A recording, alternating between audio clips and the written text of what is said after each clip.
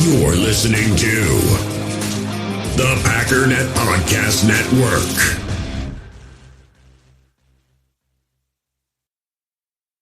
U.S. Cellular has noticed the way we use our phones has gotten ironic. We try to put our phones down for dinner, but the menu's on a QR code. That's ironic. We hit like on social posts that we don't actually like, which is ironic.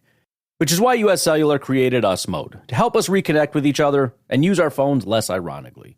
A phone company wanting people to use their phones less is ironic. Let's find us again with Us Mode from U.S. Cellular. Visit uscellular.com/built-for-us to get started. Sit your butt outside. What's up, guys? Welcome into Packers Total Access. My name is Clayton. You can check us out on Packernet.com. Find me on Twitter at Packers_access. You can email us, PackersTotalAccess@gmail.com. You can text us 865-658-5824. Join alongside Emilio in Tennessee. We got Tim live in Green Bay. Here to talk a little Packers this evening. Gents, how was our days? Good. Beautiful out. Got a lot done. Happy to be here. Yeah. Ditto. Cut some grass today like you boys. Had a blast.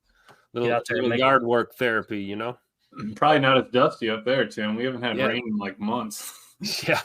Yeah, we got a little bit of rain today for like, I don't know, a half hour and then it stopped. But no, it's not bad. I'll take it. Last little days of summer here as we get into fall. It's true.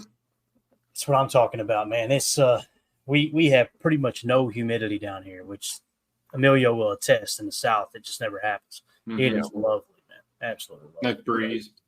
Yeah. Nice little easy breeze. I'll tell you what else is easy. That's all right. First things first, just give y'all a little preview of what it's going to look like when Zach Tom gets a hold of Quiddy Pay this weekend here. All right. Coming up on Sunday at Lambeau. We just got back from the future here. Got some footage of it. Check it out. Oh, sorry for that. Wasn't expecting that. Whose kid is this out here is what I need to know. This got to be a spoof, right? Well, I mean, when you don't have a jersey on and you got a sweatshirt on underneath the pads. Yeah, this must be the Father Sunday at practice or something. Slightly concussed. Oh, wow. But in all honesty, though, man, Zach Tom looking like an absolute monster, man. Every year his game gets a little bit better. And I know we're just 1 week into the season, but boy, oh boy, did he show out on Friday night. Highest graded offensive tackles week 1. This is per PFF, okay? Zach Tom is the second highest graded tackle in the entire NFL. Number 1 is Charles Cross at a 94.8. Number 2 is Zach Tom at 92.0. Then Terran Armstead, 90.3 for the Dolphins. The Vikings, Brian O'Neill, 85.9. And then Lane Johnson, 84.8, which, Emilio, I know you got a little beef with them not counting that sack for our boy Rashan Gary, right? Yeah, I mean, Rashan got the sack, right? But Lane never took it wasn't his fault. So, you know, we get a pass on that. So he's still the only tackle to never give up a sack or something. So how is it not his fault, Emilio? Explain that to me, man. Hey, I mean, I feel like you got to be ready no matter what, man. Your guy goes, you might as well move anyway. If you think it's a penalty, you moving is going to get the flag going if he draws you off. So I don't see why he wouldn't make the step. Yeah.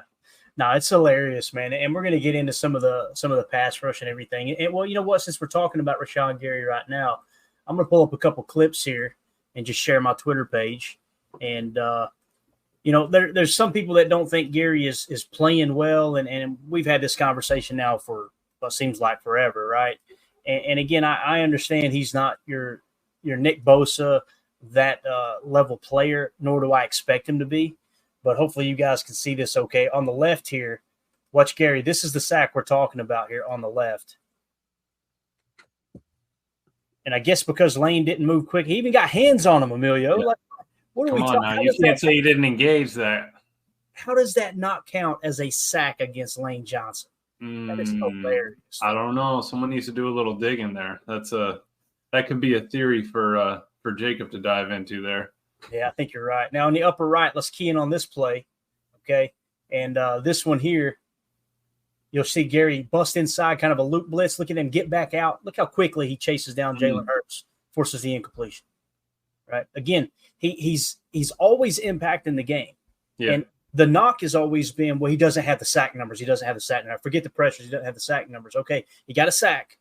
All right, we got a sack week 1, so we're on pace for 17 sacks this year. All right, so hopefully he finishes with a career high. But again, man, him looping inside, you could tell this was by design. You had an outside fit there. That guy drops into coverage, and look at Gary get back, man. Just a phenomenal. Right. And we need that, and we need that in the 4-3, especially. I mean, if he's going to be on edge, and he's going to loop inside, we still need him to be able to get contained if needed on the quarterback. And love that he has that speed and explosiveness to do it. Absolutely. And then this play right here, just another simple play. And this is what I was talking about in the tweet. I said, here are a few of Rashan Gary's impact plays from Friday, including the sack on 3rd and 8. Also a nice job holding up the Y leak and still getting hands on the pass. So right here, you've got a Y leak. Watch him hold on to the Y just a little bit longer and occupy him, and then get to the quarterback and get his hands up. Again, lower right here. Just a great job. Completely, he slowed down the leak and then turned right around, rushed the quarterback, and batted the ball down. Completely messed up the timing and was still able to make a pressure. Yep. So I think Rashan Gary is on pace to have one of, if not his best years as a Green Bay Packer. I'm really excited to see what he does this year. We're going to get into pressure percentage and stuff like that here in a minute, but since you brought up Rashan Gary, Tim, you seen that play just now, that sack. How in the hell did they say Lane Johnson didn't give up a sack on that play? I've seen it 10 times, and it boggles my mind. I don't understand how that works, but I'd like to, because whatever the explanation is, I'm sure it's pretty interesting as to why that's not a sack. But we all know that's a sack, right? That's sure as hell what it looked like. It's in a stat column as a sack. He put hands on the guy. I don't understand it. I just don't get it, man. I really don't. Yeah, I don't. It doesn't make sense. Yeah, it's interesting, and I see NDA. I see NDA back in the house. Good to see Andy. Andy actually messaged me earlier. We had a conversation about Gary, and it's just I think what's going to happen with Gary this year, you're probably going to, if he stays healthy, Lord willing, and the creek don't rise, I think you're probably going to be looking at somewhere between maybe 12 to 14 sacks is what I'm kind of seeing, just the way he's able to pin his ears back a little bit more. But there was another play that we showed last night, I believe it was, Tim. Remember the Edgerrin Cooper filling that run fit? Yeah. And you've seen Gary, he's on the outside shoulder and kind of a 5-tech. Yep. Pre-snap, shifts over, occupies a double team, pushes them both back, and allows Edgerrin Cooper to get into that gap and make the tackle. Yeah, it's like he like half bull rushed one of them, and then he chipped the other one. Mm-hmm. And right. I mean, this is why it's a team game, right? And Rashan is the type of player that can handle those things. A double team to Rashan Gary is just it might take me a quarter second longer to do my job, but I can handle the double team. We see a lot of edge guys that a double team is really effective against them, and Rashan is not one of those. He knows what to do in those situations, and talk about high FBI. Rashan is a guy that's always been a student of the game and continues to get better every single year, and he's seeing things before they even happen, and that's where you want to be, especially defensively. It's all about anticipating. You're already in a reactive state as a defender. If you can anticipate and see things coming, that makes you that much more deadly. Right. Yeah. 3 assists, 1 stop, 2 hurries, 3 total pressures, and 1 sack. And that man, and you're telling me Lane Johnson didn't give it up. Come on now. Heard it from a fan right here. I love it. 2-0 for this in the chat says Rashan would probably have done more. He could have had better grip on the field. Another great point. There was the field bad in Brazil? What's that? What did you say, Tim? Was the field bad in Brazil or something? I missed that. It's the first I've heard of it. I'll tell you this, man. I was watching the All-22 earlier, and I really dove into like 5 or 6 specific players.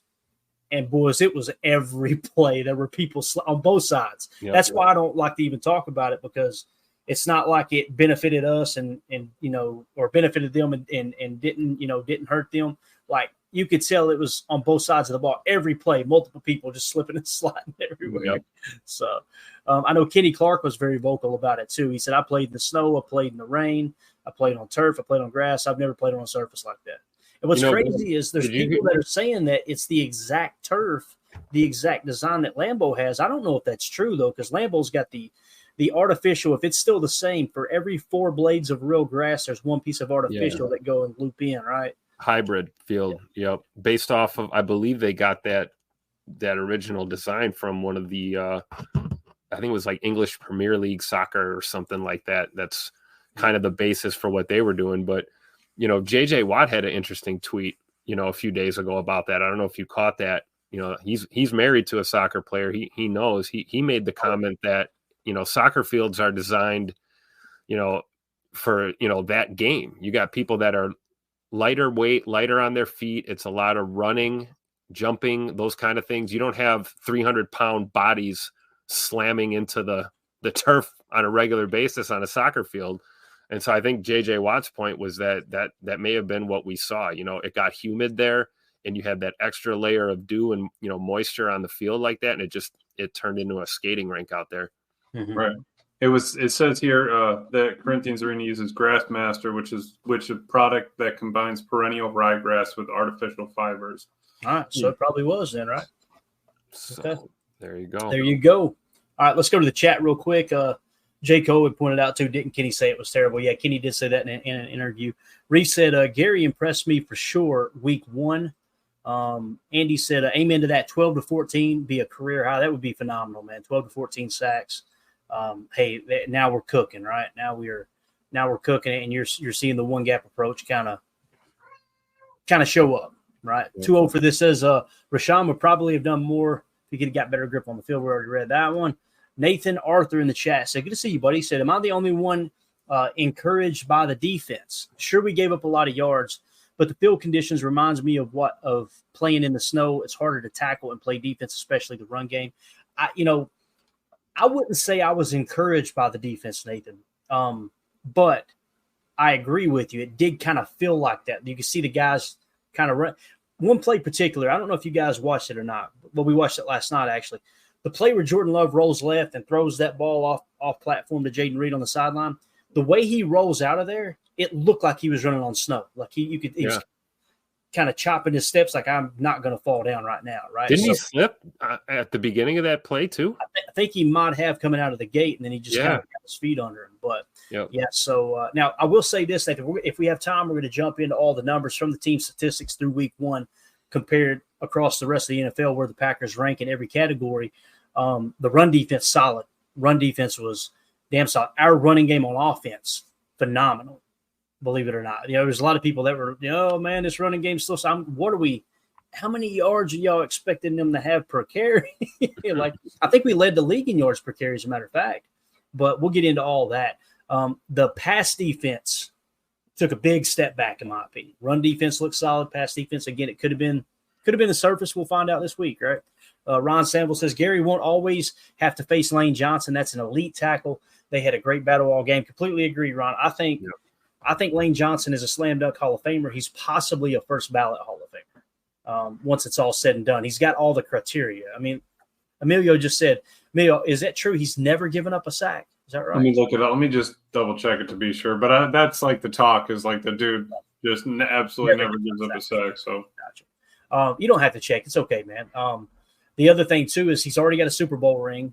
Check that off the list, right? So sometimes that can hold people up. Unless you're Joe Thomas, you're just an absolute stud on a crappy organization, right? That's obviously the story for him there. Reef in the chat, Gary is my guy for week 2. Everybody will be focused on Jacobs. I want to say this. We've got a poll question up here in YouTube. Everybody go vote for us. This is the question. Who is your pick to have the best performance in week 2 for the Packers, obviously against the Colts? The choices are Jaden Reed, Josh Jacobs, Xavier McKinney, and Rashan Gary. Right now, Josh Jacobs leads the way at 41%, Jaden Reed at 35%, Xavier McKinney at 9%, Rashan Gary at 15%. So I read those out of order. Josh Jacobs, Jaden Reed, Rashan Gary, then Xavier McKinney is what it's looking like here. So you guys make sure you get your votes in so we can get a definitive answer there before we wrap up. And 2-0 for this says Fields designed for 5'6" and 150-pound guys, not beefcakes. That's Tim. It's a good point, right? Yeah, that's what JJ Watt was saying. It's one of those things, and hey, it can be hybrid field is not all the same. I'm assuming, right? Synthetic fibers sewn in with regular grass doesn't mean that it's the same thing we have at Lambeau. This is what I got for you, Tim. Technology. Grassmaster pitch is composed of 100% natural grass reinforced with unique synthetic fibers. Wait, what did it just say? Say that again. 100% natural grass. Yeah, go back to the beginning. It's called a what? A Grassmaster pitch is composed. It's a soccer field. It's a soccer field. They called it a pitch. You don't call it a pitch in America. Come on now. They call them high performance polypropylene monofilament fibers, HPF, produced in-house by a patented method. Fibers are injected 18 centimeters deep on a grid of approximately 2 centimeters by 2 centimeters to provide vertical reinforcement throughout the pitch. Fibers protrude 5 to 2 centimeters above the root zone surface. 20 million HPF fibers reinforce every single Grassmaster pitch. I don't know. I'm not a doctor. That's a good combo right there. All right. Oh, you lost me at pitch. As soon as they said pitch. I am not putting in the title soccer pitch talk. Okay, it's not going to happen. We'll do that on the podcast. Grass fiber talk. Let's talk about the pressure this defense created. Listen, the defense, in my opinion, they did not play good, but there were some positives, and that's how you kind of take everything, you take all the information, throw it in a bucket, and go, okay, what do we need to work on? What do we need to fine tune? How does that apply to this week's opponent? And that's how you come up with the game plan, right? So 33rd team tweeted out, teams with the highest and lowest percentage of generating a pressure in week 1. Highest percentage of pass rush snaps with the pressure. U.S. Cellular has noticed the way we use our phones has gotten ironic. We try to put our phones down for dinner, but the menu's on a QR code. That's ironic. We hit like on social posts that we don't actually like, which is ironic.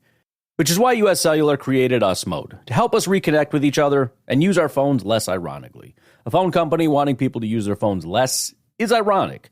Let's find us again with Us Mode from U.S. Cellular. Visit uscellular.com/built-for-us to get started.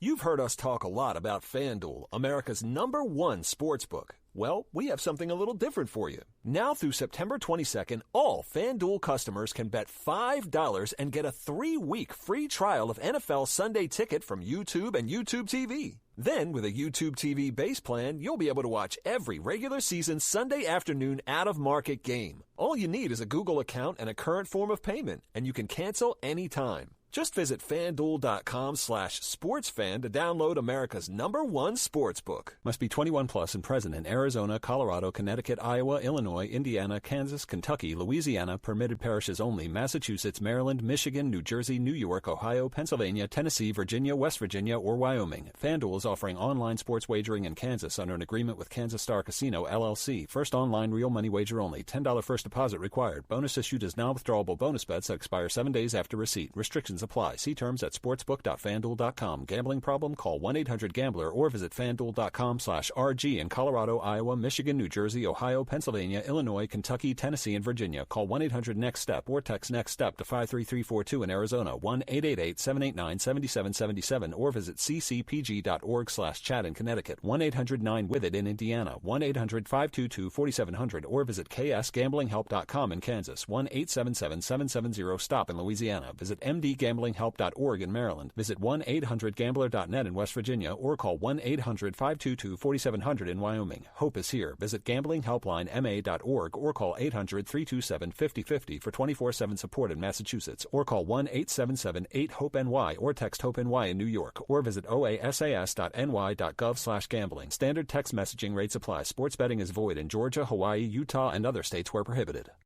Seahawks, #1 at 44.9%. Bengals, #2 at 44.8%. #3, the Giants at 42.3%. And then tied for 4th were the Cowboys and the Packers at 42.1%. So the 4th highest pressure rate this in week 1 were the Green Bay Packers. We talked about Rashan Gary already, right? Obviously had a phenomenal I wouldn't say phenomenal. He had a solid game. Let's just put it that way. Let's go to Devontae Wyatt here. I picked out a couple clips here, wanted to show of Devontae. And This is what I tweeted out. Packers defensive lineman Devontae Wyatt causing problems in the first quarter versus Eagles. All three of these are from the first quarter. Showed a ton of versatility lining up in a 2-tech, 3-tech, then a 5-tech in Jeff Hafley's overload front. Plenty of push and great reaction recovering the botched snap. Okay, let's start with this first one here. You're going to see him. This is actually the fumble recovery. Look at the overload we talked about, Emilio. You see it right here? You got Rashan Gary wide 9. You've actually got Devontae Wyatt in a 5-tech, and you got Kenny in the 1-tech, all on one side of the field. You got your inside linebackers, or your linebackers, I should say, in this new nickel 4-2-5. They're mugging the line of scrimmage. You got Preston Smith off screen in a wide 9. Watch Devontae Wyatt, man. As soon as this botch snap, bang, look, he's on the ball quick.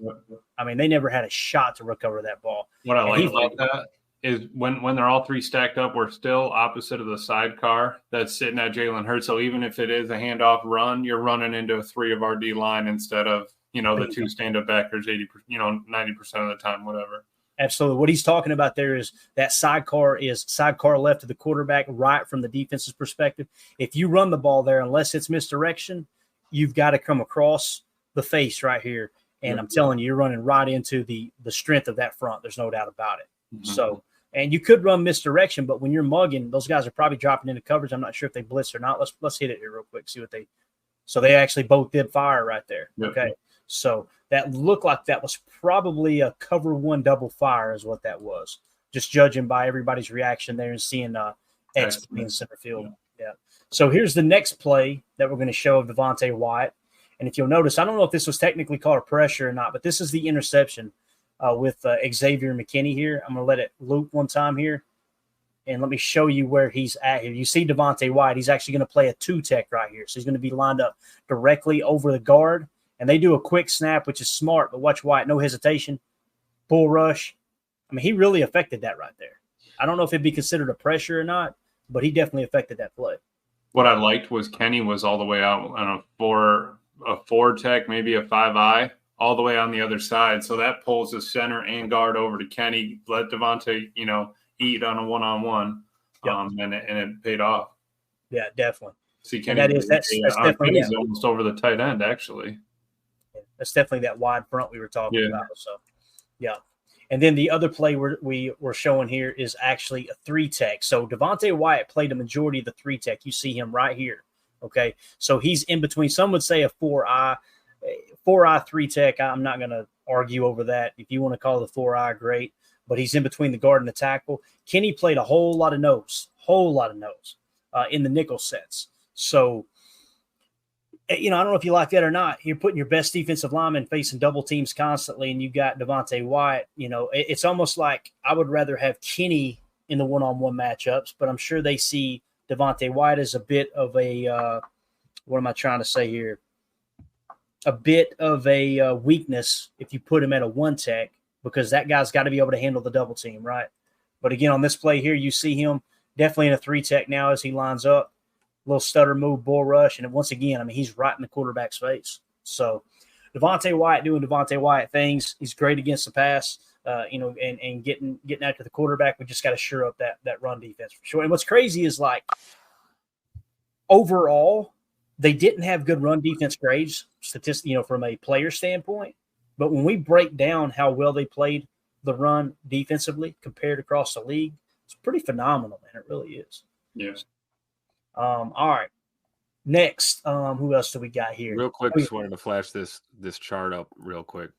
Just for reference.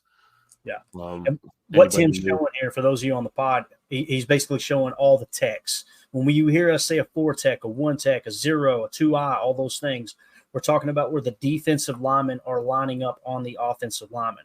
The easiest way to remember it, if we got new listeners or new viewers here, is every offensive lineman has an even number attached to them. The center is 0, both guards are 2s, both tackles are 4s, the Y or the tight end are 6s, okay? So if you're lined up directly over the center, that's a 0-tech. Directly over the guard, it's a 2. Directly over the tackles, it's a 4, okay? If you're on the inside, if you're in between the guard and the center, that's called a 1-tech, all right? If you're on the inside shoulder of the guard, in between the guard and the center, that's called a 2-eye. If you're on the outside shoulder of the guard, that's a 3-tech. If you're on the inside shoulder of the tackle, that's a 4-eye. On the outside shoulder of the tackle is a 5. on the outside shoulder of the Y or the tight end is a 7 tech. When you get way out there, where if it was a double tight end set, you'd be on the outside shoulder of the other tight end, which would be the U in Matt LaFleur's offense. That would be a wide 9. Play a lot of wide 9 in this league because it does shut down outside zone, which is kind of taken off across the NFL. So another person I want to highlight real quick without spending too much time, Kenny Clark. I don't think Kenny had a great game by no stretch of the imagination. Here's one specific play, though, that I thought was kind of cool. You're going to see him. He's going to kind of get washed inside and then loop out, and watch him hustle and make this play on Jalen Hurts, who tries to scramble right. Just watch the recognition. You'll see Kenny get washed in. Right here, he's looking back. Now you realize, oh, crap, the ball isn't out yet. Look at this hustle play right here. Great job. So, again, Kenny making an impact, right? I don't think he had a great game. Here's the thing about Kenny Clark. To me, it's right there with Jaire Alexander, and I'm not going to try to be a negative Nancy, but you guys know I've been very vocal about this. The talk has always been, well, Kenny's facing double teams. Kenny's 2-gapping. Kenny's in a 3-4. Now we're in a 4-3. There's no more excuses, man. You got to see those results. You got to see that production now. For the money you're paying that guy, you got to. And it's not to say that I don't want him to get paid that money. It's just simply when you're allocating damn near 10% of the salary cap to Kenny Clark and then another 10% to Jaire Alexander, and Jaire Alexander is giving up 60-yard touchdown passes, and Kenny Clark isn't producing the way you expected him to in a 1-tech or in a 1-gap, I have a problem with that. Now, this is the thing I was trying to say all offseason. When you're in a nickel set, even if you run a 3-4 defense, when you go to your sub packages, which you're in 75% of the time, 80% of the time, you're no longer 2-gapping. You're now one gap. So there was a significant amount of 1-gap last year. And we all just kind of, not all of us, but many people are, well, no, he was 2-gap. And he was in the base, yeah, absolutely. There may have been times that the run fit declared him to 2-gap in the nickel, but a large majority of the time he's playing 1-gap. We're in a 1-gap all the time now. So we've got to see that production from Kenny. We got to see it. Now, in his defense, they had him playing 1-tech. And what that 1-tech does typically is it puts you between the guard and the center. Therefore, by default, you're being double teamed, right? And when you put Devontae Wyatt on the 3-tech, we had a guess there for a minute. When you put Devontae Wyatt on the 3-tech, the goal there is you're singling him up. So I would like to see them rotate that a little bit more. But I'm sure in that game, they probably had Kenny playing that 1-tech, Emilio, in the nickel, because they expected Philly to run the ball down our throat. And the reality is they really didn't do that. It's pretty cool. So it seemed to work. Like you said, rotate it so that Kenny can get some one-on-one shots and not always having to draw the double team. I think that's why we need a little bit out of TJ. If we can keep him in there, on a second down sort of thing and still get a pass rush from Kenny, I'd like to see them, get into that. But honestly, I know that Hafley gave, I know we gave up 30 plus. But I think that's a perfect floor or, ceiling for how much Hafley's ever going to let that happen again sort of thing. If we put it all out on the tape and, he saw a little bit of everything. He was able to run man, but got beat on some. I think, I'd almost hope that we never see that number again. Even if it's 33 points, I don't think he's ever going to, really let that team down like that. So that gets me exciting. You can always kind of look forward with it. Yeah. And the other thing too is like, this is a new coaching staff. This is a new scheme. Again, you guys know, I tend to point out there's only so many defensive calls in the NFL as a whole, right? To pretend like when you switch a scheme, oh my God, things are so much different. That's just not real. It isn't. There's only so many defenses that are called across the league. And we could rattle them all off from man coverage to all your zones, to your zone matches and this and that. Now, what are they being asked to do? What's the technique they're being asked to play with? We talk about the fisheye technique that Hafley teaches and all those things. How much press, how much bump and run you're going to be playing. All those things do matter. But I just want to say I'm giving them 4 weeks. I know there's some people that are already done with this defense. Got to give them a quarter of the season because I'm guaranteed there were a lot of unscouted looks in that game against Philly, right? New OC, new DC, like that's tough. This week, you get kind of that scope zeroed in a little bit more, right? Because now you got Indy coming in, you got week 1 on tape. Their OC was their head coach was there last year, which is essentially their OC. So you're good to go there. You know, their offense isn't going to change other than the adjustments they want to make. It's not going to be a dramatic change. So I think that they'll be a little bit easier to game plan against as opposed to what Philly was. But Philly they were really effective through the air. And again, I'm not going to continue to beat that dead horse. I know I've talked about it 1,000 times. Like every time we got burned, it was man coverage, you know. And yeah, it was this man right here. I like Dennis Shook. Dennis Shook says fire Joe Barry. Exactly right, sir. So let's do this. Let's jump into some of the numbers. Well, first of all, we got a little bit of news. Let me hit this. Just a couple roster moves. We're going to hit these real fast. Paul Brettel tweeted out, Packers announced practice squad moves. Okay, so they released wide receiver Jalen Wayne and running back LaMichael Pirine. Okay, they're signing wide receiver TJ Luther and tight end Johnny Lumpkin.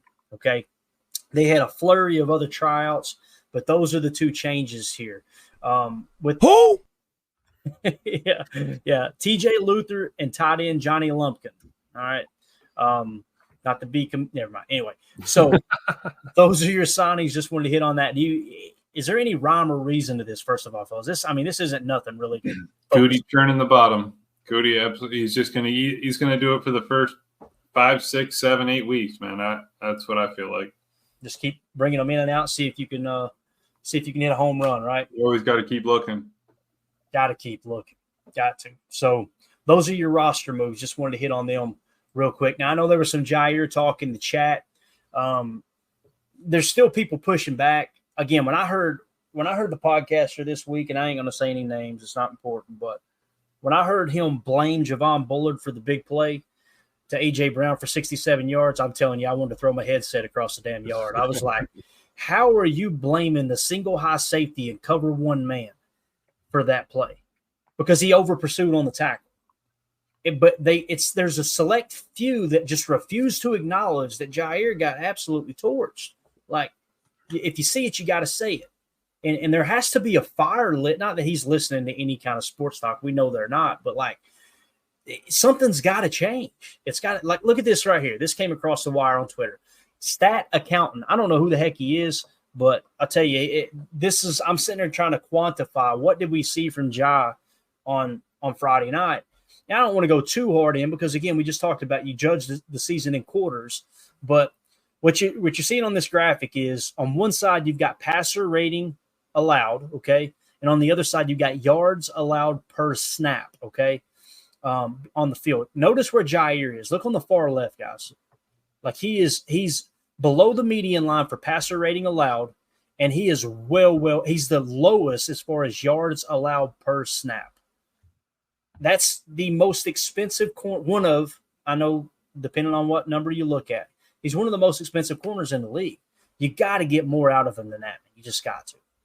Because, I really believe, like, A.J. Brown, don't get me wrong, he is a solid number one wide receiver. But if this had happened to Corey Ballantyne, if this had happened to Eric Stokes, if this had happened to insert any other corner for the Packers, I'd go, that's A.J. Brown. But this is supposed to be a shutdown corner. And we've seen on tape, he followed him most of the night. That's what he's been won, you know? So, I don't know. You guys got any comments on that? I don't want to turn this to turn into a Jaire bash fest, but I just want to kind of put the visualization out there like, hey, this is, you know. We're criticizing the play, not the player, right? Like we always talk about, you know, this is not about, you know, bagging on Jaire. You know, we love the guy, but, you know, the execution's not there and it's evident, right? And this is I don't know. I hate to say it, but it looks like he's kind of picking up where he left off last season, you know, and that's not what you want to do. And I understand, like, he seems to go off script and kind of freelance sometimes. For all we know, maybe they give him that latitude. You know, I'm not saying that's a fact, but you got to think if he's, you know, CB number one, he's probably got some freedom in that system to wiggle around a little bit, but it's tough to see that, man, especially when you're getting lit up. You know, yeah, he had the pick, but, you know, we broke that down already. That wasn't exactly a super positive. The only thing positive about the play was the interception. Everything before and after it was questionable at best. So I just hope he turns it around. You know, I'm not ready to write him off yet. I think, like you said, you got to give guys at least a quarter of the season here to really get a barometer on what it's looking like. Mm-hmm.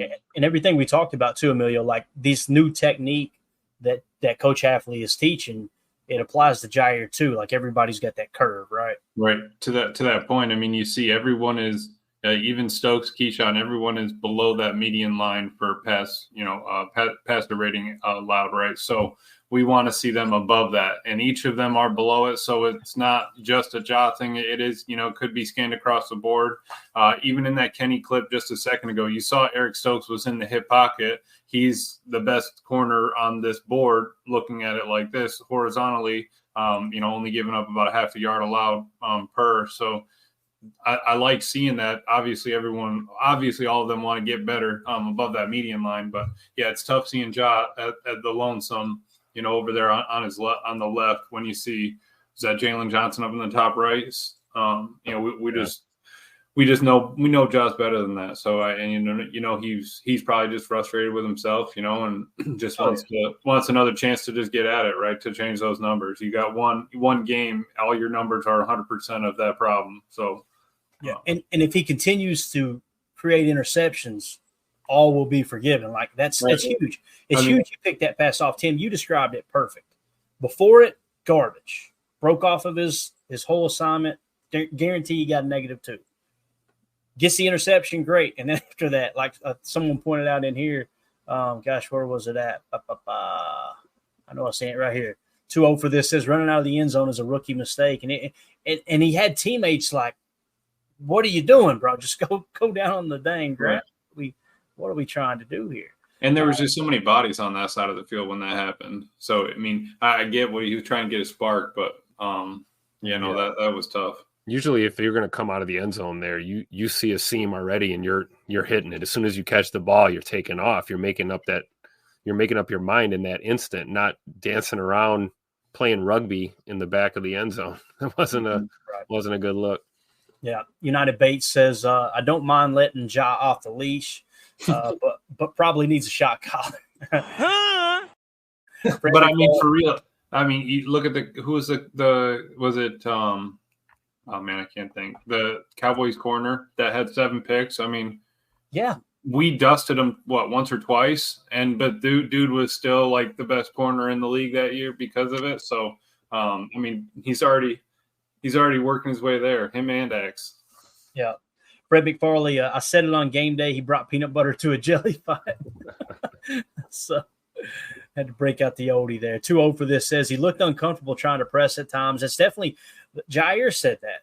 That was what was so frustrating last year. Everybody was raking Joe Barry over the coals saying you need to play press. And Jaire came out the first of the season was like, I don't like to play press. Mm-hmm. Reeve says Brown had 5 receptions for 118 yards and a touchdown. So, yeah. And then Bates says, shout out Stokes, though. Hey, Stokes and Keyshawn, pretty solid game. Yeah. Pretty solid game, man. Rise to the top, oh, yeah. Macho Man agrees. 2-0 for this says, we need a corner who can shut down part of the field just by his presence. That's not Jaire recently. I'm glad you specified recently because there was a couple years there, 2-0 for this, that he was that dude for sure. Hopefully he can get back, man. Definitely, because you're getting into next year where he can become expendable. You can actually start to free up money, probably get some draft picks if you wanted to cut bait. And here's the thing, like when you talk about a corner that shuts down part of the field, he's worth every dime. But if you're not playing up to that level, that money can be spent somewhere else, like in the trenches, right? Like that's where we got beat on Friday was in the trenches. Jalen Carter, did you guys watch the tape of Jalen Carter? It didn't matter who he lined up over. That dude is just a monster. Yeah. Holy cow. Yeah. That's him and Christian Wilkins. Those are the type of guys we're talking about. True 3 techs that can wreck a game plan. Yeah. They got their first taste of real hitting again, real contact against another team, not just preseason. And it was a good wake-up call. They performed well. It was a back and forth. No one quit. It's time to sharpen up, though. Iron sharpens iron. And I think that's where Ja's like, all right, I missed Devontae a little bit just because he's not, he that number 1 maybe. But I think that the amount of options that we have at our wide receivers can give them a little bit of that taste each, with their one spot. Yeah. both Jake G126 and Ron Samble, same comment here, basically says Nixon needs to fix his boards for hands so he can pick that ball off. Ron Samble said Nixon did drop the possible pick 6, though he did. And Tim, we seen it last year, right? Like all year long. We had, 7 drop picks last year. We talked about that. That was something that we wanted to see, improved. And I don't know. Only one game in, though, and hey, we know the circumstances, right? International game. We all talked about the field. We talked about the ride from the hotel to the stadium was a little longer than expected. I mean, there was all kinds of just not your typical normal, football game, Right. So week 1 could have been a fluke. I'd fully expect this team to rally and play together. Despite being down, QB1, I think we get a win on Sunday against the Colts, and we write our season and go forward 1-1, and have everyone just kind of relax a little. I was just as guilty as anyone. I was very hyperventilating after that debacle against the Eagles. But I think now you process things through and realize that this is what football is. You're going to get crummy playing surfaces sometimes. Guys are going to get hurt. Guys that you really need, that you depend on, they're going to have off days. You just got to bounce back week to week. Yeah. Right. And remember, it was the Eagles. They're a decent team. 18th fastest person was Saquon Barkley at 19.92 miles per hour. And the 4th fastest was A.J. Brown on his 67-yard touchdown at 21.5 miles an hour, 0.05 miles an hour. So they're athletes, right? They get paid too. So Yep. Absolutely. Right. No, I think they're a good team. I do. They're built in the trenches on both sides. Both tackles are excellent on offense. Their interior defensive line is one of, if not the best in the league. They are built really well up front. They've got a quarterback that's fairly accurate. He's also a dual threat, although we kind of bottled that up. Like you said, Saquon's top 3, top 5 back in the league. And Tim, that play on the wheel route where we talked about McDuffie was just like 6 inches away from batting that ball down. Watched it back. Someone tagged me in on Twitter earlier today. Xavier McKinney breaks on that ball. He slips. If he don't slip, that ball's getting broke up. Yeah. It's just so many things like that happen for both teams. But that specific moment, you hold them to 3 there, might have a different ending at the end of the game, right? So true. Reef says, I think we lined up wrong against the run at times. We absolutely did, man. There was a couple of different plays. One in particular, Quay Walker gets roasted because Saquon juked them out of his jock strap in the B gap. I mean, he absolutely just takes his soul, right? And that's still a -2. That's a -2 for Quay, no doubt about it. Right. But when you look at the hat count, it's like, holy cow. I mean, it was 3-on-3 plus 1, including the running back. Good luck winning that battle. The thing is, in that specific moment, Quay's got to aim. The target has got to be the outside shoulder of the running back. You can't get caught inside. You just can't. And I'm not saying he should have recognized. He probably should have, but I'm not saying he did recognize, oh, crap, our hat count's off here. Let me play the outside half. But nonetheless, man, he got cooked. It was tough to watch. It really was. And again, the Xavier McKinney interception probably doesn't happen if it's not for Quay, riding that number 2 down the seam in that Tampa 2 look. So he did some good things. It's just you got to button everything up. Sometimes you just get caught looking. You get caught looking at their head and, or the chest, and man, the hips are where you got to be. And sometimes you want the ball, right? Definitely. Yep. All right, guys, that's going to wrap up hour 1. For those of you listening on the pod, we'll see you on the other side for hour 2.